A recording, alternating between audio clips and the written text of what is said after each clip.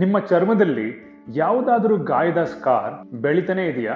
ಅದು ಬರೀ ಸ್ಕಾರ್ ಆಗದೆ ಇರಬಹುದು, ಅದು ಕೀಲಾಯ್ಡ್ ಅಥವಾ ಹೈಪರ್ಟ್ರೋಫಿಕ್ ಸ್ಕಾರ್ ಆಗಿರಬಹುದು.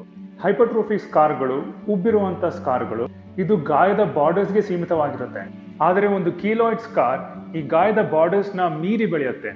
ಎರಡು ರೀತಿ ಸ್ಕಾರ್ಸ್ಗಳಲ್ಲೂ ನವೆ ಆಗೋದು, ಉರಿ ಆಗೋದು, ಒಂದೊಂದ್ಸಲ ಪೇನ್ ಕೂಡ ಆಗೋದು ಸಹಜ. ಇವುಗಳಿಂದ ಬಹಳಷ್ಟು ಕಿರಿಕಿರಿ ಆಗಬಹುದು. ಈ ಸ್ಕಾರ್ಸ್ ಗಳಿಗೆ ಟ್ರೀಟ್ಮೆಂಟ್ ಏನು? ಪ್ರತಿಯೊಂದು ಸ್ಕಾರ್ಸ್ಗೂ ಅದಕ್ಕೆ ಬೇಕಾದಂತ ಟ್ರೀಟ್ಮೆಂಟ್ಗಳಿರ್ತವೆ. ಎರಡು ರೀತಿ ಸ್ಕಾರ್ಸ್ಗಳಿಗೂ ಟ್ರೀಟ್ಮೆಂಟ್ ಆಯ್ಕೆಗಳು ಹೀಗಿವೆ. ಇಂಟ್ರಾ ಲೀಜನಲ್ ಇಂಜೆಕ್ಷನ್ಸ್, ಸ್ಟೆರಾಯ್ಡ್ ಇಂಜೆಕ್ಷನ್ಸ್ ಬಂದ್ಬಿಟ್ಟು ಈ ಗಾಯದ ಸೈಜ್ ಅನ್ನ ಹೇಗೆ ಕಡಿಮೆ ಮಾಡುತ್ತೆ ಅಂದ್ರೆ ಅದ್ರದ್ದು ಬ್ಲಡ್ ಸಪ್ಲೈನ ಕಾಂಪ್ರಮೈಸ್ ಮಾಡಿಬಿಟ್ಟು. ಮತ್ತೆ ಹೈಲುರಾನಿಡೇಸ್ ಇಂಜೆಕ್ಷನ್ಸ್, ಇವು ಈ ಸ್ಕಾರ್ ನಲ್ಲಿ ಇರುವಂತ ಕಾಲಜನ್ ಟಿಶ್ಯೂನ ಡಿಸಾಲ್ವ್ ಮಾಡಿ ಅದನ್ನ ಸಣ್ಣ ಮಾಡುತ್ತೆ. Fractional ablative lasers, fractional carbon dioxide laser keloid ಅಥವಾ ಹೈಪರ್ಟ್ರೋಫಿಕ್ ಸ್ಕಾರ್ದು ಬಲ್ಕ್ ಏನಿದೆ ಅದನ್ನ ಕಡಿಮೆ ಮಾಡುತ್ತೆ. ಅದರಿಂದ ಇಂಟ್ರಾಲೀಜನಲ್ ಇಂಜೆಕ್ಷನ್ಸ್ದು ಎಫಿಕಸಿ ಕೂಡ ಬಹಳಷ್ಟು ಜಾಸ್ತಿ ಆಗುತ್ತೆ. ಇನ್ನು ಕಠಿಣವಾದ ಕೀಲಾಯ್ಡ್ಸ್ಗೆ ಮೈಕ್ರೋ ನೀಡ್ಲಿಂಗ್ ರೇಡಿಯೋ ಫ್ರೀಕ್ವೆನ್ಸಿ ಕೂಡ ಹೆಲ್ಪ್ ಆಗುತ್ತೆ. ಉತ್ತಮ ಫಲಿತಾಂಶಗಳಿಗೆ ಅರ್ಲಿ ಟ್ರೀಟ್ಮೆಂಟ್ ಮತ್ತೆ customise treatment is very important.